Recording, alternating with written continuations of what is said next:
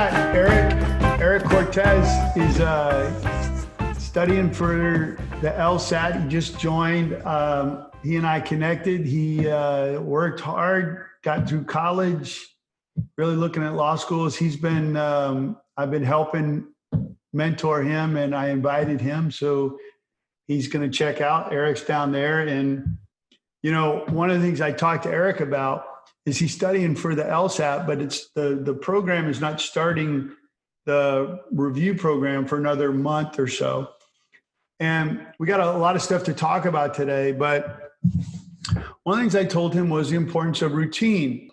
And a routine is one of it ain't exciting, but we've talked about that you do the hard work, right? Not just work hard, but you do the hard work. And the hard work is what we do on a daily basis in the dark. Not, you know, people think that you shine, and a lot of you who have read Chop Wood, Carry Water have read this. The people think that, you know, oh, this is when you're on stage or whatever, that's your moment to shine. And really, for the people that are very successful, it's really just the light that's exposing all the work they did in the dark. And how you do that work in the dark is that hard work that we talk about.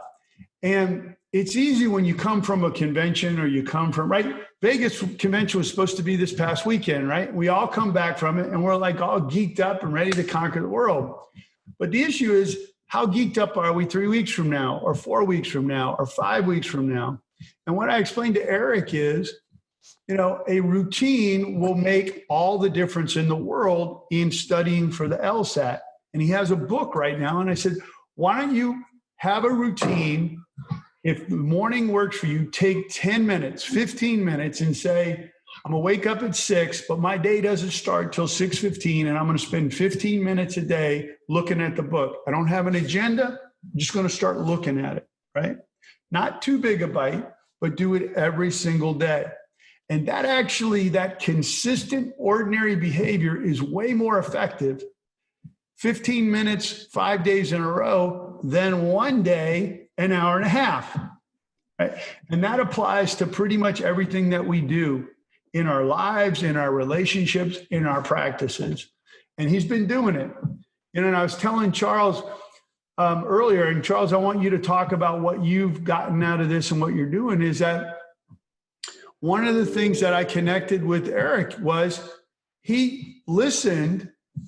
And everybody listens, right? I'm saying good shit. I know it. I lived it. People tell me it's good shit. But about 90% of people don't follow through. And that's probably not very applicable here. But Eric is a younger guy, and he followed through and executed. And so now he and I talk every week by Zoom. And he just bought his first car. He just wrote his goals down. He just checked off one of those goals. And these are not coincidences, right? These are not this is not luck. This is not, oh, he got dealt a good hand. This is hard work consistently applied with principles that work over time. And you see it. He's starting a foundation that's going to benefit him and his family for the rest of his life. So kudos to you, brother. But Charles, you heard Charles has joined us for a couple of weeks now. What have you been doing? So the first call, I think, was a couple of weeks ago. So this will be my third call. But the first one that I joined, you were talking about the cards and getting a note card. Writing it to people that you know, people in your circles, people who you worked with before. So I actually went on Vistaprint. I'm going to try to share my screen. My camera's broken, but I think I can share the screen to show you the card. But I just got a 4x6 card. I committed to doing 5 a day. They came on Monday or Tuesday. So this will be my fourth day sending out cards. I was telling Mike at the beginning, one of the things that I realize is that it kind of forces you to get your mental network Rolodex written down in concrete, because I had to go through and identify people in different industries. I have a spreadsheet that I'm kind of pulling these names out of my head, but as I pull them out of my head to say, I'm going to write to this person today, or if I see something on LinkedIn saying I'm going to write this person a note of congratulations, I take that information, I put it in a spreadsheet. by industry. So I say first name, last name, industry. And then I'm realizing that it just forces you to write down your network. So now I have a reference to go to, you know, if I'm looking for someone in, you know, real estate or commercial real estate or, you know, another attorney, I'm realizing that, you know, I have that as a resource. But, you know, one of the things that Mike said at the beginning, on that first call, you were talking about imitation and being afraid to imitate, you know. And that was me before, you know. I said, well, Mike's doing that, so I don't want to do that because I want to, you know, I don't want people to think that I'm imitating him or, you know, I want to be original. But, you know, you're telling us what works. And so, you know, if it worked for you, you know, I'm definitely there you go. down to do it. So Nice. I don't know if you can see it, but I have the front side. Yeah, the front side, you know, my practice areas. And then, you know, the back side is just the note card portion. And that's what I'm doing. So great. Yeah. All right. Thanks. Good work, man. Good work. So Malisat, thank you, Charles. Malisat, you were in court today or yesterday. Tell us what you were told that we all need to know. Actually, one of our female CALA attorneys was in court this morning. She was in Department 32 in the hub. And the clerk asked all the attorneys on the line to spread the word. If your case has a BC in front of it and it is a jury trial, then those cases will not be heard until January 2021 in terms of when they will start going to trial. If your case has a STCB and it will heard in March 2022. No, we missed that. You got to say that. And then again, this is just for jury trial. Sure. I'll start over. If your case is a BC in it, is it my internet? Yeah, go ahead. Oh, has a BC in it and it's a jury trial, the case won't be heard until January 2021. And then if your case has a STCB and it's a jury trial, it will not be heard until March 2022. Bench trials are still going forward, but that's just for jury trial. Right. Which court is that? That's Put it Mosque. up so you can read it. Mosque, okay. And Yeah, so Mosque. It's the hub. Yeah. the STCB number are any cases filed from 2019 on, correct? That's my, Okay. but So let's assume that that's correct, and it probably is, right? Now what do we do? You know, now we can all kvetch and we could become depressed and we could be like our lives are over and our practices are over, or oh, and by the way, we're not going to go to trial to 2022, or we're not going to go to trial to 2022 and we can figure out how to fix it. Or we're not going to go to trial to 2022, and we can look at opportunities that maybe might open a door that helps our practices even more than we thought. So one of the things is that knowing that auto carriers need to resolve cases, or else if they hold the money, they got to give the money back. They're going to want to go to resolution just as much as we are. So now, and I'm just making this up off the top of my head, go through all your files again, and anything that reasonably can be arbitrated, propose it to the other side, right? Anything that reasonably can be arbitrated, propose it to the other trial. Now, remember that you need to be proactive and save some steps. Don't go, hey, would you like to arbitrate? Well, let me get back to you. Okay, get back to me. All right, I'll get back to you. Okay, I can arbitrate. Oh, who would you like? Why don't you propose some people? And then you got like 9 emails back. How about you go, like Mark's on the phone. Hey, Mr. Defense Lawyer, you know, I just heard that trials are not going until 2022. I think this is a case that we could fairly arbitrate the CCP, whatever the arbitration rules are. Let's use that. I would agree to the following arbitrators, and they're available here. Now you just cut down potentially 2 months, right? Now when they go, the defense lawyer goes to get authority, they go, Well, they'll arbitrate. They'll use this person. I like this person, and they're available here. And then when they come back and say yes, you've already got it all agreed to. So don't keep kicking the can down the road. So first thing is, now there's a possibility that if half your cases they agree to arbitration, you're going to resolve them faster than you did under a jury trial system. So maybe it's not terrible. Again, it is, the facts aren't going to change. Your perspective is the only thing that's going to change events, right?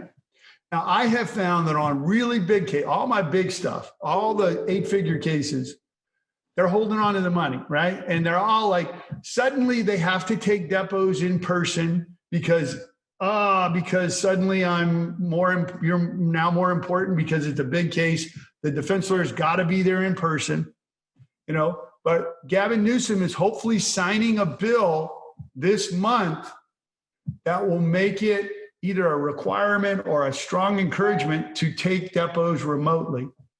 And then that may be, and I'll get the number before the end of the call. If he signs it, we're going to use that for a couple of our cases where the defense lawyer is like, I have to be present to say no. Now we are able to take all the remote depots, and I think it will help you in your potential motions to compel. I have a motion to compel going on right now, and the defense is going, we don't have a trial date, so who gives a shit, man? And I'm like, I tell you what, I'll take the motion off calendar. I'm thinking about this. If you will stipulate that if that bill is signed, we'll take the depots in 3 weeks. Otherwise, I'm going to go forward with the motion. We'll see what happens. Right? And hopefully, there's no reason why he wouldn't sign this bill because it helps everybody. So next, let's talk. All right, we got a lot of good stuff. I could not be happier. And I got to tell you, I don't think that this is all a coincidence and I'm lucky. I really don't. I think that my life has lined up after a lot of hard work, a lot of ups and downs, a lot of bad stuff that I pulled myself out of. And then opportunity, you know, you make opportunities, and the universe, when you are right with the universe and right with karma, good things happen to you, right? And I'm not saying it's Pollyanna and that bad stuff doesn't happen, but you're much better prepared for them and you know how to roll with the punches. Like, for example, not saying that trials in 2022 are the end of the world. It doesn't change the facts. Now you got to figure out what to do from here. And everything is about reinventing the wheel. And it's really true that when a door closes, many times 2 doors open. And I know that some people say, well, Mike, yeah, it's great. You know, you're X, Y, and Z. And it applies to everybody. And I have come to a point in my life where you don't have to listen to me. I get it. I mean, right. I don't care. I mean, I do care, but it doesn't bother me if you disagree with me. But if you do agree with me, great. If I can help you. And I think all of us have that in us, and that's part of our lives. And I want to just talk just briefly about a couple things and about karma and about how, you know, I think a lot of us are on this together because we believe in very much similar things. And I think a lot of us believe in karma. And, you know, I'll tell you that how it's played out in my practice. You know, when I started, I had one case and I had 2 mottos. And I've lived by them in my practice as much as I can. And I've taught them to the lawyers that have worked in my firm. And one is to give unconditionally and ask for nothing back. Give unconditionally, ask for nothing back. You do get back 1,000-fold. And actually, it's way more than that. And then secondly, in victory, be gracious, right? Or in victory, be humble. And in defeat, be gracious.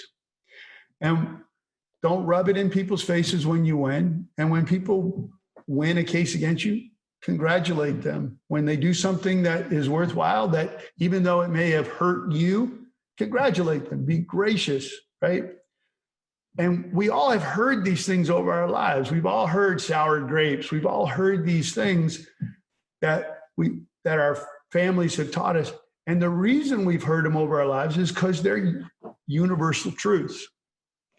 And so that karma, that giving, I am a big believer in if you want love, you give love. If you want money, you give money. If you want respect, you give respect. And it is a lot of the stuff that's in some of these books. And at the end of the hour, I'm going to read one little section from Ogmandino, the greatest salesman in the world. Another one of those scrolls. And if y'all remember a couple of weeks ago, I read about Outlook, and there's one more scroll. So having said that, I want to talk about a couple of things with the law. And I want to go back to stuff that we talked about. But depots came up when I saw that Gavin Newsom is going to sign this, hopefully sign this bill. And I want to remind you that if you haven't gotten your guidebook, you should have gotten it. It's probably sitting at your office. And in that guidebook, there's a couple of articles on depositions. And I'm going to drill it in, and I'm sorry that people have heard this forever. Stewart versus Colonial Western. That's Stewart, Mr. and Miss Court Reporter. Stands for the proposition that you can get an answer to a question, and they cannot be instructed not to answer the question unless it's a question about privacy or privilege.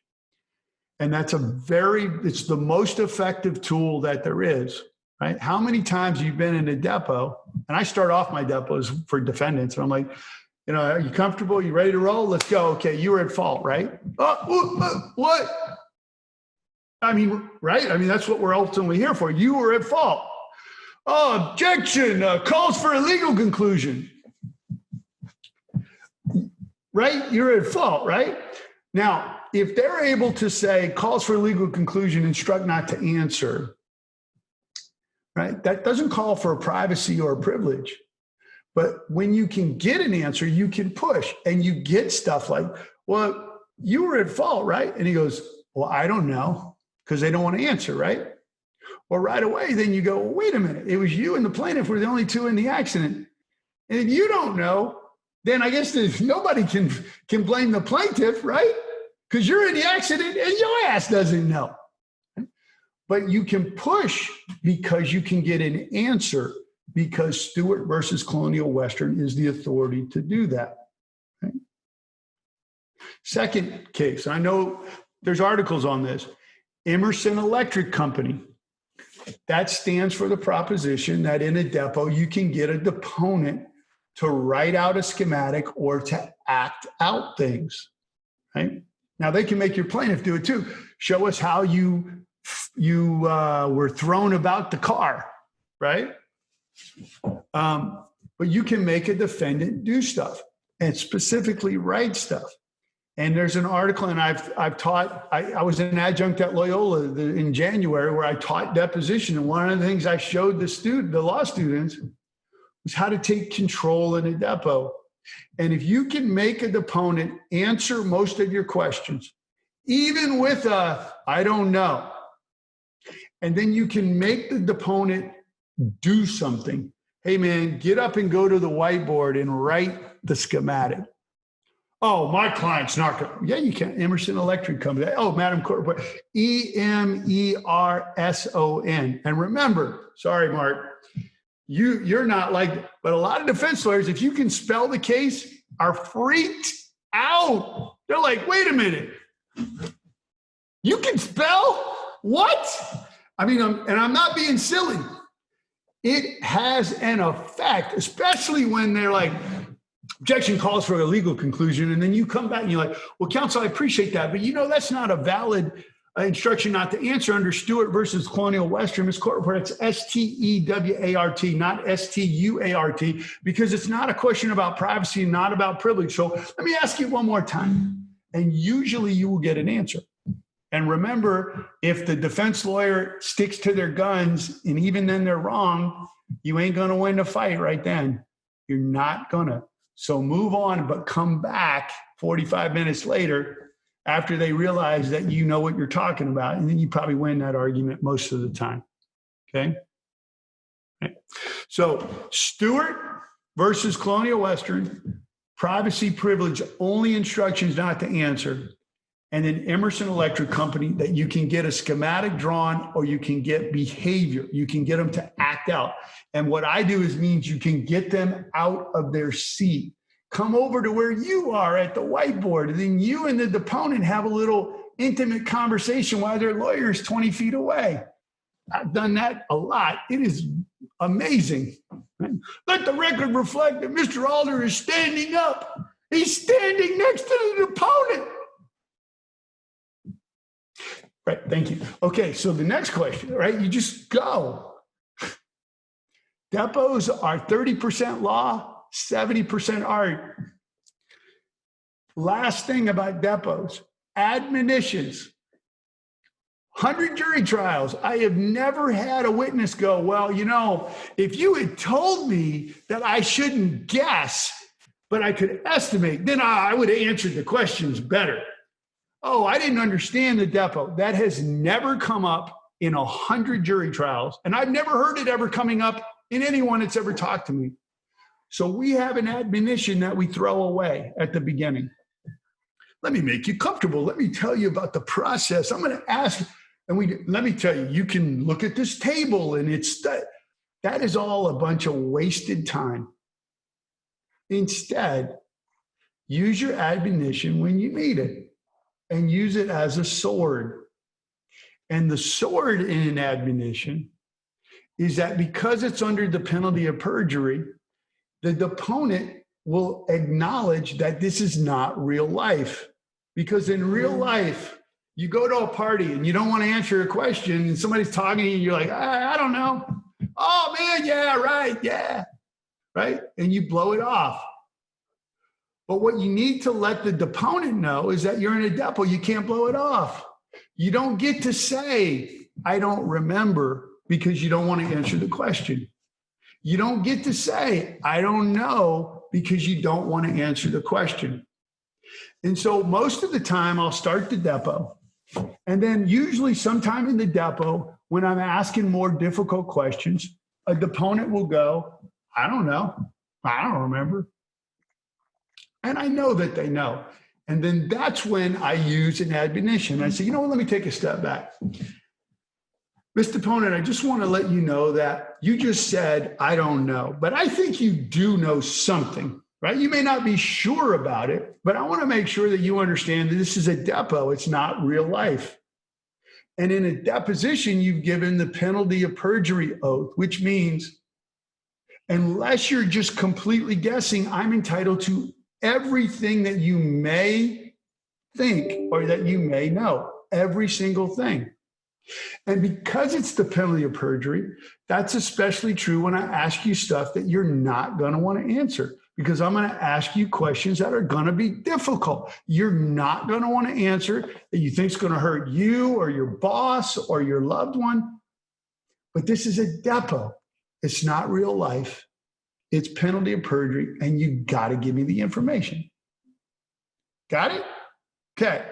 And then I told you, I've given examples. I've had nurses. I've done that admonition, and I'm like, so the doctor falsified the records, right? Oh, I don't know. I'm like, remember the penalty of perjury I talked about? This is one of those times, and I'll just put it out. I know you don't want to answer this question, and I know you're concerned about hurting Dr. So-and-so. But under the penalty of perjury, if you know or you think, you got to tell me. So he falsified those records. And I have had many times deponents go, well, if it's under the penalty of perjury, yeah, I think he did, right? Or whatever it is. It's very, very effective. Very effective. It is the law. You're not doing anything wrong. It's just a different context. Okay? Those are some quick hits on depots. It's good shit. I'm telling you, you can get, and you're not like cheating. You're not like getting people to say stuff that they don't know. You're just getting them to tell you when normally they'd be able to kick it off by saying, I don't know anything. Right? And then when the defense lawyer starts squirming, you know, you're like doing good. You're like, yes. Yeah, Malisac. The Emerson case, I can't seem to find it. You said Emerson versus Electric Company or Emerson Electric Company? Emerson Electric Company. Okay. Let me check out. Oh, it's in there. Okay, I'll find it. It's in here, yeah. Thank you. Okay. Secondly, I also have an article on the 10 or 11 questions that you should always ask experts in expert depositions. And I would refer you guys to that in the guidebook. And I just wanted to hit a couple highlights, right? Because I have always believed that if you take on an expert in their expertise, you're going to lose, right? You take on a doctor and you get down in the weeds in medicine, you're going to get your butt kicked. You talk to an accident recon and you're like, well, you really didn't calculate delta V correctly, did you? And they're like, yes, I did. And you're like, well, and then you're like, they're going to kick your ass, right? And so particularly with defense doctors, there is a list of questions that I have that the more, what's the word I could use? Biased the doctor is, the better these questions are. Because they have nothing to do with medicine. They have nothing to do with anything, but they will tell you stuff that is stupid and that biases them. And so I want to hit a couple highlights, right? You know, people are like, well, why do you ask about money, right? Why do you ask about how much do you make? Because your doctor makes as much as they do, if not more, right? Well, because sometimes the defense doctor, when you push them, will give you stuff that makes them less credible. And for example, when you push in a depo, you push them to where they have to give you the answer, which most of the time, if they give you the right the answer that's the truth, it doesn't really help you. But a lot of times when you push them, they'll say stupid stuff. And I always remember a guy in trial. I'm like, well, doctor, you're a very, very, very busy defense expert, right? You're a professional witness. Well, I am a professional, yeah. And I'm like, yes, sir. And you get paid a lot of money. In fact, how much money did you make from forensic work last year? Counsel, I don't calculate that. I'm like, I get it. But you know, you did really well. I mean, you're clearly a very smart man. Just give us a ballpark. So I'm pushing him. Right? Now, if he would have said, well, I made $700,000 last year, I have nothing, right? My expert made just as much. But instead, what he said was, counsel, I really don't have any idea. So, well, doc, you're here for 3 hours and you charge $500 an hour. So you make at least $1,500 a year, right? Counsel, I just told you, I have no idea. I'm like, you really can't give me any idea? And I'm pushing him. I'm like, have you ever filed a document ever in your life that says how much money you make? You mean like maybe your tax returns? You ever done that? Well, of course, counsel. Well, have you ever looked at your tax returns? And then stupidly, he says, well, I don't look at my tax returns. Well, that was my cross-examination, right? Now, if he had said to my first question, how much money you make? He goes, about $650. I got nothing, right? Who gives a shit? But the jury said he's trying so hard not to give clear answers that he would, how can I trust him? And so a lot of those questions in the book, I'm more interested in them avoiding the answer than I am getting the answer. Because when they avoid the answer, they look shady. So go through those questions, but I wanted to hit a couple of highlights. I like taking depots in the defense doctor's offices. Right? And I know with remote, it's harder, but I love it. And they're like, well, you're going to have to take it at 6 p.m. or 5 p.m. in Orange County at Fullerton, whatever. I'm like, got it. Why? One, their brochures in their waiting room tout oftentimes the huge benefits of surgery and how many surgeries they've done, and they're the leading surgeon. But then when you take their depot, they're like, surgeries never help. They're never. So you automatically can get stuff in their waiting room that's contrary sometimes to what they say. Secondly, I'll never forget, Dr. Robert Wilson thought he was a badass. You guys are too young for Robert Wilson, but he stuck me in his office, right? And sat me there and made me like on ice for like 30 minutes.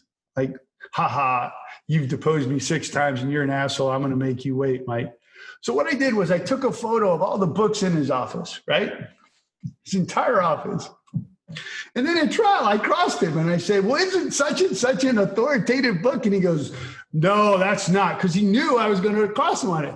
And then I showed the photo of the book right behind his desk, right? And I'm like, you're a lying son of a bitch. But again, I would not have gotten that if I was not at his office. Next, a lot of doctors use templates. There was a neurologist that would say normal neurological exam and 3 pages of normal findings would print out, including plaintiff denies numbness, dizziness, whatever. If you're in their office and they say they use a template, let's take a break, go print it out, we're going to make it an exhibit. You can't do that nearly as well when you're not in their office. Next, how much money do you make? I have no idea. Well, how much do you bill for this procedure? Not what do you get paid? What's your bill? Oh, I have not access to those records. I'm like, well, who is? Well, my office manager. Is she here or he here? Yeah. All right, let's take a break. Go get it. You can do that when you're in their office. Last, in every depot, expert or no expert, especially experts, always ask for their texts. Always. Always. And then print it or take a photo of it or do whatever. Because we do it and the defense does it. We talk to our experts via text way more than we should. And then they're like, do I have your whole file? Yes, you have my whole file. But you always have to say, how about text? And then they're like, oh, wait, let me delete those. Oh, no, don't delete them. Give me the phone first. There's a lot of stuff that happens on texts, but you have every right. And I always videotape, except for like the 5th responding fireman, I will videotape every one. And so at a minimum, I have, you got your phone with you, right? Let me have your text. Objection, violates the privacy. I'm like, no. Why don't you give it to your counsel? But just make sure that it's every text involving this case, because I am entitled to it. Because remember, once they designate that expert, they waive attorney-client, they waive work product, right? There's no objections to it. There's no privacy objections, nothing. And at least if they refuse, you have it on video.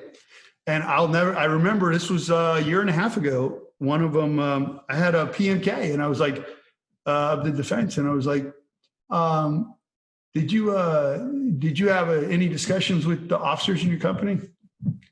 Well, yeah, we texted each other. I said, well, let me see your phone. He goes, and again, just pushing. He goes, well, I don't have my phone. I said, what? I said, where's your phone? He goes, oh, I left it at home. This is a true story, right? I have the video. I played it for my class at Loyola. I said, what do you mean you had your phone at home? This is like 2019. Your phone is surgically attached to your hip. What do you mean you left it at home? He goes, oh, well, I didn't think I needed it. I'm like, you didn't think you needed it here? So again, I'm pushing. I'm like, so it's not in your car? No, right? So then I push him. I said, well, how'd you get here? How'd you know how to get here? Where do you live? He goes, San Bernardino, and I'm in Century City. I said, well, you ever been to Century City before? No. Well, how'd you know how to get here? Now the web is weaving, right? He goes, oh, I looked it up last night and memorized the directions. I said, so you didn't print out the instruction? No, I memorized. I go, really? I go, what street are we on? He goes, how about any street in the 5-mile radius? Well, what exit did you get off? I was on the 60. I'm like, okay, great. Which exit did you get off? How are you going to get home? Take a break. 20 minutes later, the defense lawyer goes, we need to amend. I looked at him, I said, your phone's in your car, right? He goes, yeah. I said, and you're lying to me because You don't want me to look at your phone. Did you bring it? He goes, no. I said, counsel, let's go get it. He goes, we're not going to give your phone. Case settled for 8 figures a week later. Now, did I get any information from that son of a bitch? No, I don't even know it was on the text. But it was irrelevant at some point because I was pushing and they say stupid stuff. So know the law, know what you can and can't do legally, and then push, push, push, push. Make sense? And this is fun. And by the way, I haven't taken that many depots lately. So if you guys need any depots taken, I will do it for free. I love it. It's just, it's a lot of fun. So let's stop there and just any questions about depots, about the law. The articles go into a lot more in depth about different other questions that you can ask.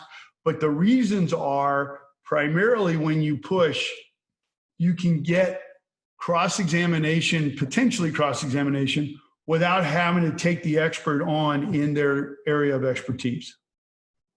Anything? Yeah, Mike, I have a question. For the virtual depositions, how have you been using Emerson in terms of trying to make them draw or do something?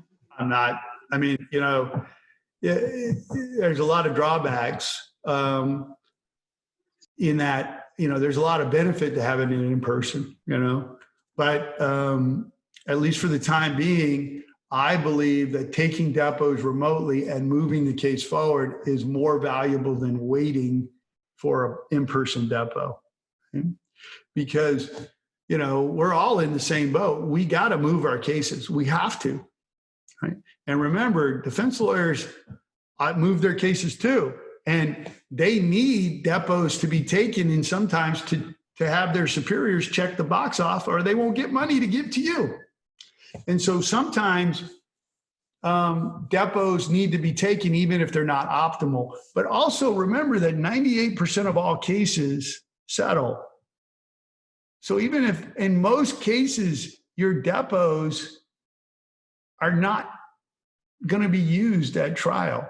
So don't give it short shrift, but don't sit around and wait and wait and wait and wait and wait. You cash flow, you'll run out of money. And your client, most importantly, your clients will be high and dry. Anything else on that? Hey, Mike, it's Parag. I have a question for you. Yeah. So first, thank you for doing these. These are extremely helpful. And then secondly, the question is, I've got an ortho and a case where there's a laminectomy involved, and they've already done the DME, and they found the usual, she's malingering kind of stuff, and she's going to undergo the surgery. Do you think it's worthwhile to take the defense doctor's depot before and then again after the surgery, or just wait until after the surgery? Well, let me ask you, depending on who the doctor is, what's the likelihood that they'll change their opinion? It's Dr. Gitlin and probably zero. Zero. So do you want to spend an extra $4,000? No, I wouldn't do it. But I don't understand why you would have the ability to do that. If it's a defense doctor, how are you going to take a depot twice? Well, just to get his opinions now and then see if they've changed after. But he's a defense doctor, right? Yes. And he hasn't been designated yet? He's been designated because we had our trial date kicked. I can't imagine the defense lawyer would let you take his depot twice. Okay. Yeah, so I think it's probably going to be the same. By the way, on an offshoot like that, does everybody understand that when you give an IME, that the defense doctor has to write an IME report and provide it to you in 30 days? And in that report, I think it's 2034 CCP. And Mark, you can tell me better than anybody. What needs to be in it is a prognosis, a diagnosis, and talks about whether there is or isn't, maybe with or isn't future injury. So when you get an IME report and it has the exam and it doesn't have a real conclusion, 99% of the time, that means they've called the defense lawyer and said, settle this case. I'm not going to put anything in the report. Right? And then what you need to do is when you get that report and it doesn't have the things that are required, more likely than not, it's because they don't want to tell you, right? They don't want to tell you that this is related to the accident, that they've got a permanent problem. So you want to force the issue to get that report. And you can push it as far as you want. If they don't give you the report or they don't comply with their thing, and you can threaten to move to exclude the expert. Usually that will get you the report or get you an offer or get a call that says, hey, let's mediate this, dude. So understand that the report that is not complete is usually purposeful, because the defense doctors that do a lot of this know exactly what they're doing. Right. Okay. Anything else on that? Good. We're doing good. So I wanted to kind of talk really quickly. A bunch of people have asked me to repeat the brief conversation on opening a policy in bad faith insurance. And I have noticed that many, many young lawyers, they hear the word open the policy, they hear bad faith, but they don't understand the background. And I just want to go over that really briefly again. And I for those of you who understand it and have heard it, sorry. Okay. There are two types of claims. There's a third-party claim and a first-party claim. A third-party claim is where your client is suing another person whose insurance company is different than the plaintiff's. That's a third-party claim. In a first-party claim, your client is suing, and the insurance that is covering it is their own insurance company, which is usually a UM or an uninsured motorist or an underinsured claim, right? Way back when I first started in 1992, 93, the law had just recently changed, where it used to be that a plaintiff could sue a third party's insurance company for bad faith, and that covenant of good faith and fair dealing was owed by a Mercury to the plaintiff. And then Morali Shalal changed the law. And you can imagine in the 80s, carriers like Mercury wasn't around, but they would pay money because they owed a duty, like a first party case, to treat the plaintiff fairly. Once that changed the law, they would screw your client, but they couldn't get sued for bad faith anymore. That is why we get more money in first party cases. That's why we get more responsive. That's why the cases go faster in a context. Because if the carrier doesn't treat their own insured with good faith and fair dealing, and the language is as if they were treating themselves, then you can sue them directly for bad faith violation of their duties under the insurance contract. But in a third party case, right, the only way you can sue that third party insurance company is to get an assignment from the defendant who is the insured, because the only people that can sue an insurance company are the insured. So the reason that you call it an open policy is that if a defendant has a $100,000 policy and you demand that their insurance company pay that 100 to let the defendant off the hook, and the insurance company unreasonably says no, and if you get a verdict against the defendant for more money, they have a claim against their insurance company that says you didn't treat me fairly. And what bad faith is we then will take an assignment of that defendant's claim against their insurance company, and we can execute it. Now, when we say the policy's open, if they make you go through all those legal loopholes, you have to get an excess verdict. You have to get the defendant to give you an assignment of their bad faith claim. And then you can sue in the shoes of the defendant against the insurance company. But what happens is that when it's clear, we just kind of short circuit it and we go, oh, the policy's open, right? But if an insurance company clearly opens the policy, like you give them ample time and information, and they don't pay the policy, and they, quote, open the policy, remember that if they force you to, you got to go get an assignment from the defendant. So if your defendant can't be found, you got a problem. If your defendant is in jail and doesn't give a shit whether he has a judgment against him and won't assign you their claim, you have a problem. If the defendant goes bankrupt and doesn't care, you have a problem. If the defendant dies, you have a problem. And so don't just think because a carrier treats you unfairly that you have an open policy. And I always say, I was in San Diego in trial about 3 years ago, 750 policy. I come in, I take the depot. They hadn't offered it. Open policy. The defendant is a Mexican trucking company. Right? Try the case. $10.75 million verdict. Carrier goes, here's the 750. Call us when you get an assignment. Mexican trucking company disappeared off the face of the earth, and my client has a $10 million judgment right now against that person. But now, if I was able to find those people and get an assignment, that carrier would pay me $10 million because I could sue on behalf of that and get it. But I didn't have the ability to get an assignment because they went off the map. So you see, just saying, well, I made the demand, they had a reasonable chance to pay, they didn't pay, therefore they're going to pay anything, misses whether the assignment.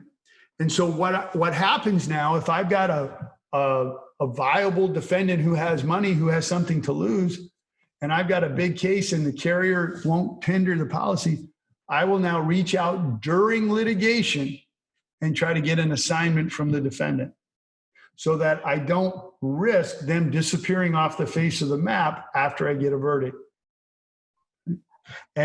But there's a lot of rules. You got to hire counsel. You got to hire insurance counsel to make sure all the language is right. I've done it. I'm happy to send you a draft of what all the language that's needed, but it's got to be above board. You got to give notice. You can't go around the carrier. You got to let them know what's happening. And if they still say no, you can get an assignment while you're in litigation. Does that make sense? Okay. I know it's a long-winded thing, but I always have, and I always hear two things. One, oh, the policy's open and this is a great case. There's 10 million in coverage. I'm like, well, what's the injury? Well, he got soft tissue. I'm like, but it's a $10 million policy. So it's a great case. And I'm like, what? And don't mistake coverage for damages. Happens all the time. Anything else on that? All right. So last thing I want to talk about, just listen for a minute. And again, I hate to be I'm not like all yogi, and I don't mean to get so yogi, but so The Greatest Salesman in the World, again, great book, Og Mandino. And there's the greatest salesman in the world, and they have scrolls that they pass down generation to generation. And there's basically the rules of life. And it's the same, kind of the same stuff in Chop Wood, Carry Water, kind of the same stuff that Tony Robbins talks about, the same stuff that John Maxwell talks about, the same stuff. But here's one of the scrolls. I want to just read a little section. And these are general principles of life. How to succeed. Today, I will be master of my emotions. And how will I master my emotions so that every day is a happy day and a productive one? I will learn this secret of the ages. Weak is he who permits his thoughts to control his actions. Strong is he who forces his actions to control his thoughts. Each day when I awaken, I will follow this plan of battle before I am captured by the forces of sadness, self-pity, and failure. If I feel depressed, I will sing. If I feel sad, I will laugh. If I feel ill, I will double my labor. If I feel fear, I will plunge ahead.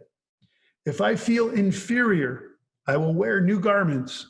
If I feel uncertain, I will raise my voice. If I feel poverty, I will think of wealth to come. If I feel incompetent, I will remember past successes. If I feel insignificant, I will remember my goals. Today, I would be master of my emotions. Now, this book was written 50 years ago. Same shit was written 100 years ago. It was written last year. These are basic principles. And again, we've talked about this. Same thing that I talk about with language, right? Language affects how you think, which affects how you act. And so when we hear Malisak tell us stuff about trials, we could say, oh, that's bad. Or we could say, well, that's a challenge. We could hear that and say, I don't know what to do. Or we could say, let me talk to my friends and figure this out, right? We could say, well, that's going to make things hard. Or we could say, well, I'm going to have to change my practice and it's probably going to get better. Now, there's no change in the fact that we're trying cases in 2022. And I'm not saying that just changing your language changes life and makes things infinitely easier. But incrementally, changing how you talk, that changes how you think, does change how you act. Even if it changes you to do that routine, to look through your cases a little closer, a little more often. It gives you that little extra oomph to do the extra work.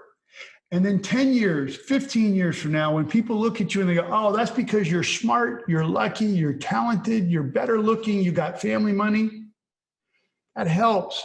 But more often than not, it's the people that understand that success is not for the chosen few. It's for those of us that choose to do those incremental things, to change our language that helps us do those incremental things over time. And I know I'm preaching to the choir. I do know that, right? But it works. And so I appreciate everybody logging on.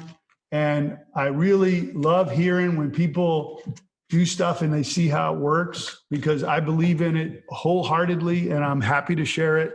Last thing, you know that PDF of the litigation guidelines that I sent? I didn't like how it looked. So I just put it into a little booklet, second booklet. So all of y'all gonna get the guidelines in a nice little thing as well. Like I said, I never gave it away. I was so worried about people learning. Then I said, you know what am I doing? I'm going to give it away, but I'm going to put my name all over it so nobody takes it. But anyway, y'all let me get it with my name on it. All right. Have a good weekend. Thanks, Mike. Congratulations. Thanks, Mike. Thank you, Mike. Appreciate it.